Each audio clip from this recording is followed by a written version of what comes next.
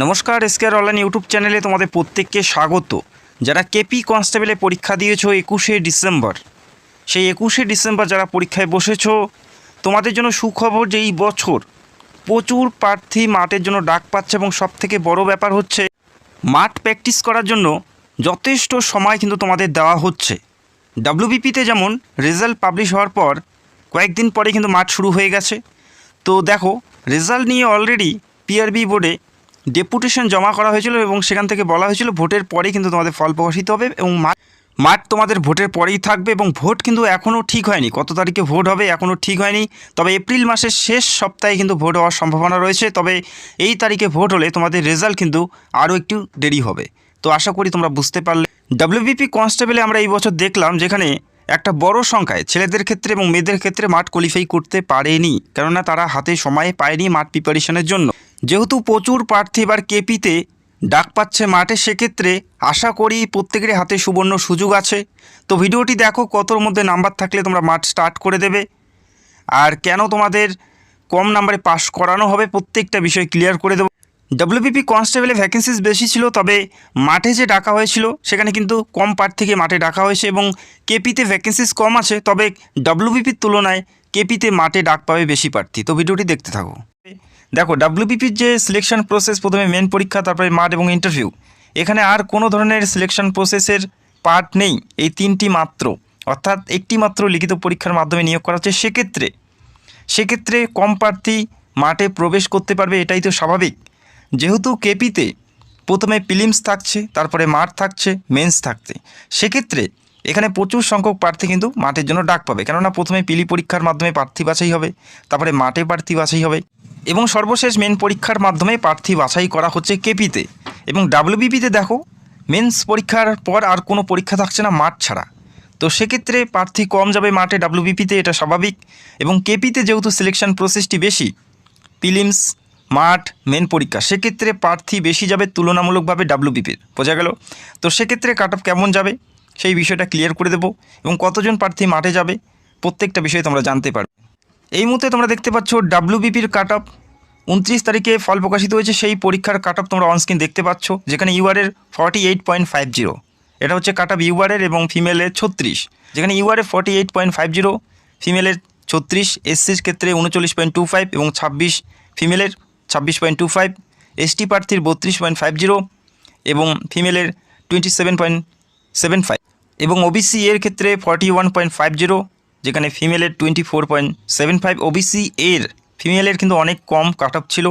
OBC বির ক্ষেত্রে দেখো 41.25 আর ফিমেলের 27, এটা ছিল কাট অফ। দেখো, এটা হচ্ছে তোমাদের 85 নাম্বারের কাট অফ ডাব্লিউবিপিতে, যেটা ফল প্রকাশিত হয়ে গেছে। এবং কেপিতে যে পরীক্ষা দিয়েছো সেখানে কিন্তু পিলি পরীক্ষা, যেখানে 100-র মধ্যে কিন্তু তোমাদের কাট অফটি নির্ধারণ করা হবে, সেখানে কিন্তু 100-র মধ্যে কাট অফটি নির্ধারণ করা হবে। এটা হচ্ছে 85 নম্বরের কাট অফ। এবং কেপিতে আরও তোমাদের হাতে সুযোগ এই জন্যই বলছি, কেননা সেখানে প্রচুর প্রার্থী ডাক পাবে।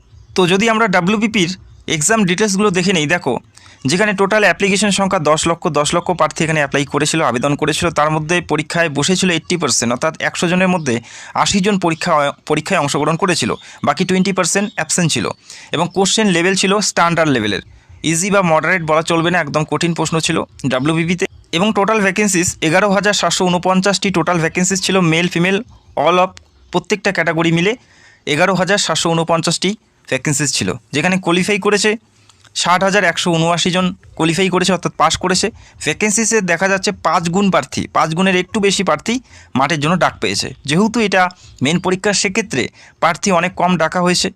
যদি এটা পিলি পরীক্ষা হতো সেক্ষেত্রে প্রার্থী আরও বেশি ডাকা হতো, কেননা সিলেকশন প্রসেসের আর কোনো ধাপ নেই, মাঠ ছাড়া আর কোনো ধরনের ধাপ নেই প্রার্থী বাছাইয়ের জন্য। তো সেক্ষেত্রে যেহেতু মেন পরীক্ষা, সেক্ষেত্রে প্রার্থী অনেক কম ডাক পেয়েছে ডাব্লিউবিপিতে। এবং কেপিতে যদি আমরা দেখি, কেপি কনস্টেবলের ক্ষেত্রে দেখো যেখানে টোটাল অ্যাপ্লিকেন্ট সংখ্যা 7 লাখ, মানে 7 লক্ষের মধ্যে রয়েছে অ্যাপ্লাইর সংখ্যা, যেখানে পরীক্ষা অ্যাটেন্ড করেছিল 71%, 71% প্রার্থী পরীক্ষায় বসেছিল, অর্থাৎ ডাব্লিউবিপির তুলনামূলকভাবে এখানে অ্যাবসেন্টের সংখ্যা বেশি। এবং নাম্বার অফ ভ্যাকেন্সিস 3,954টি মেল ফিমেল মিলে, যেখানে কোশ্চেন লেভেল ছিল এভারেজ, একদম ইজি বলা যাবে না বা হার্ড বা স্ট্যান্ডার্ড বলা যাবে না, এভারেজ কোশ্চেন ছিল। যেখানে এই বছর এই পরীক্ষায় কোয়ালিফাই করতে পারে 47,000 থেকে 50,000-এর মধ্যে 47,000 থেকে 50,000-এর মধ্যে প্রার্থী মাঠের জন্য ডাক পাবে। তো তোমরা বুঝতেই পারছো যেখানে ভ্যাকেন্সিস 3,954টি। এই ভ্যাকেন্সিসের জন্য মাঠে ডাকা হবে 47 থেকে 50,000 প্রার্থী। যদি এই 47 থেকে 50,000 প্রার্থী মাঠে ডাক পায় অটোমেটিকলি কাট অফ কিন্তু অনেকটাই কম যাবে। প্রত্যেকটা ক্যাটাগরিতে কাট অফ অনেকটাই কম যাবে, যেহেতু পিলি পরীক্ষার পর তোমাদের মাঠ থাকছে, সেক্ষেত্রে প্রার্থী বেশি ডাক পাবে এবং কাট অফ অনেকটাই কম যাবে। তো হাতে সুযোগ আছে, খুব কম নাম্বারেও যদি পাস করে যাও, তারপরে মাঠটা কোনো রকমভাবে পাস করার পর মেন পরীক্ষার জন্য ফাটিয়ে প্রিপারেশন নাও, আশা করি সুযোগ কিন্তু তোমাদের জন্য রয়েছে। ডাব্লিউবিপির তুলনায় কেপিতে কিন্তু বেশি তোমাদের সুযোগ থাকছে। ডাব্লিউবিপিতে যেখানে ডাকা হয়েছিল 5 গুণ প্রার্থী, কেননা সেটা মেন পরীক্ষা ছিল, তবে এখানে পিলি পরীক্ষা যেখানে 10 গুণের বেশি প্রার্থী কিন্তু ডাক পাবে। এতটুকু তোমরা মাথায় রাখবে, কাট অফ অনেকটাই কম যাবে। যদি আমরা পিছনে ফিরে দেখি একটু প্রিভিয়াস ইয়ারের কাট অফগুলো 2023-এ যদি আমরা লক্ষ্য করি, দেখো টোটাল ভ্যাকেন্সিস 1,410টি, মেল প্রার্থীর, ফিমেলের 856টি, যেখানে এই বছরের তুলনামূলকভাবে ফিমেলের ভ্যাকেন্সিস বেশি আছে এবং মেলের ভ্যাকেন্সিস অনেকটাই কম। অল ওভার ভ্যাকেন্সিস কম, যেখানে কোশ্চেন লেভেল ছিল সহজ, ইজি টু এভারেজ কোশ্চেন ছিল। যেখানে কাট অফগুলো তোমরা দেখো, ইউআরের ক্ষেত্রে 64, মেল ফিমেলের 44, ওবিসি এর ক্ষেত্রে 56.75, ফিমেলের 27। তো কাট অফগুলো দেখো হাই লেভেলের কাট অফ কিন্তু গেছে 2023-এ, কেননা কোশ্চেন সোজা ছিল এবং ভ্যাকেন্সিস বেশি ছিল। যেহেতু ভ্যাকেন্সিস অনেক কম এবং কোশ্চেন সোজা ছিল, সেক্ষেত্রে কতটা প্রভাব পড়েছে কাট অফে তোমরা দেখতেই পাচ্ছ। 64, 100-র মধ্যে 64 ছিল ইউআরের কাট অফ মেলদের, বোঝা গেল।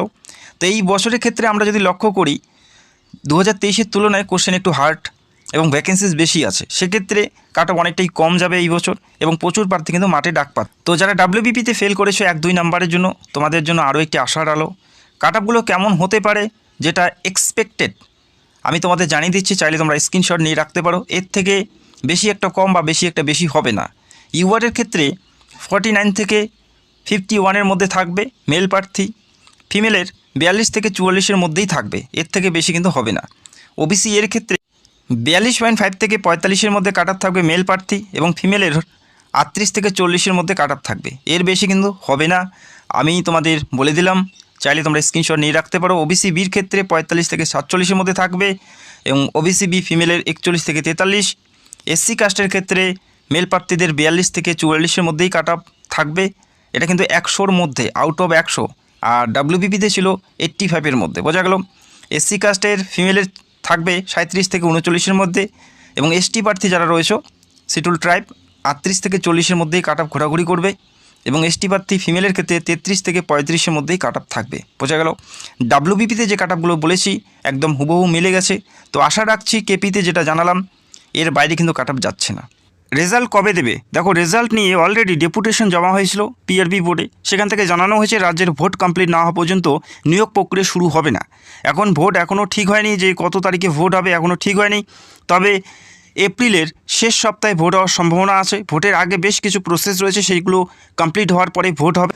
এপ্রিলের শেষ সপ্তাহে ভোট হলে তোমাদের যে ফল সেটা মে মাসের মিডিল হাফে তোমরা পেতে পারো, অর্থাৎ রেজাল্ট পেতে পারো, এবং মাঠ শুরু হতে হতে মে মাসের শেষের দিকে। তো এখন থেকে যদি তোমরা হিসাব করো, যথেষ্ট তোমাদের হাতে সময় আছে, এখন থেকে প্রিপারেশন স্টার্ট করে দাও।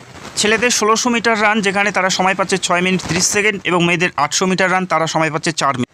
প্র্যাকটিস না করে মাঠ কখনোই সম্ভব হবে না, অনেক কঠিন হয়ে দাঁড়াবে। এখন থেকে স্টার্ট করে দাও। তো আশা করি তোমরা বুঝতে পারলে। তোমরা কোন কাস্ট থেকে বিলং করো এবং তোমাদের প্রাপ্ত স্কোর কত অবশ্যই কমেন্ট করে জানাবে, এবং চ্যানেলে নতুন হলে চ্যানেলটাকে সাবস্ক্রাইব করে রাখো। Thank you.